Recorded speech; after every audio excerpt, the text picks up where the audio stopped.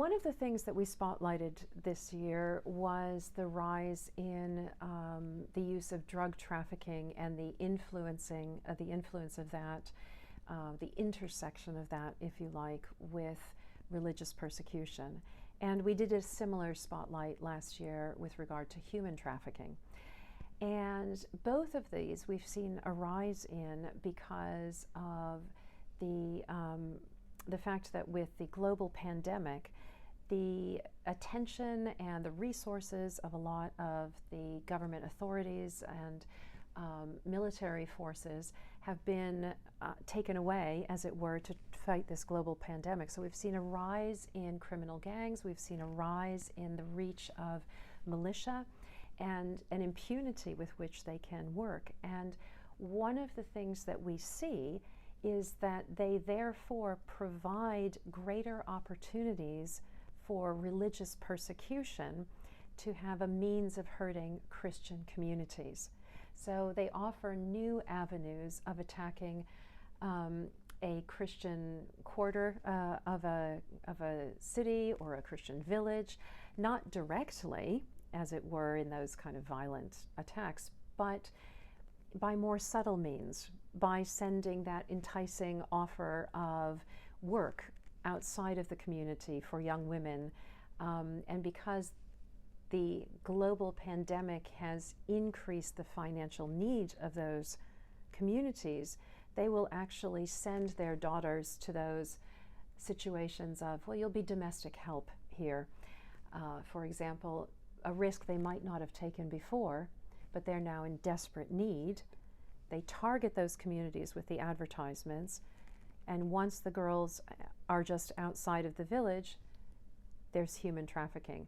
Or there's an increase of drugs that is being made available and being slipped to those young people so that they can also be taken into whatever form of human slavery, their modern slavery that they're involved in. So the global dynamics actually provide more opportunities for religious persecutors almost to diversify their means of persecuting Christian communities in low-risk, subtle, under-the-radar ways. Therefore, it is very useful, and one of the reasons we write about these things is so that Christian communities can be increasingly on their guard against these tactics, to be aware that it is being done, and it's being done, as you are saying, very deliberately and very tactically. Jesus told his followers to be as wise as serpents, yeah, and innocent as doves. This is trying to be as wise as that serpent, to see and understand what is happening. That financial need ultimately will underpin so many actions and so many vulnerabilities. Survival, we're humans who are physical beings, it is such a powerful thing. Now, at Open Doors, we are very aware of the old saying, which is, give a man a fish and he'll eat for a day, teach him to fish and he'll eat for a lifetime. So we have any number of socioeconomic development programs to try to help Christian communities to become more independent in their means of providing for themselves.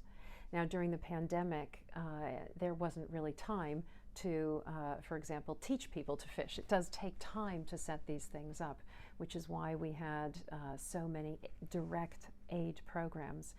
But of course, we can't do that unless supporters actually provide for those socioeconomic development programs.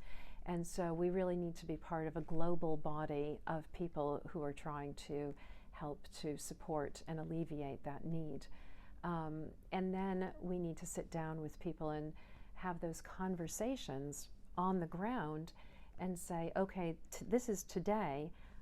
What is your strategy, and how can we support you in that strategy in the next 5 years? What is your new plan in this new reality so that you can be self-sufficient? So we also need to sit down and then say, okay, over this next period of time, how do we build back up that self-sufficiency for people?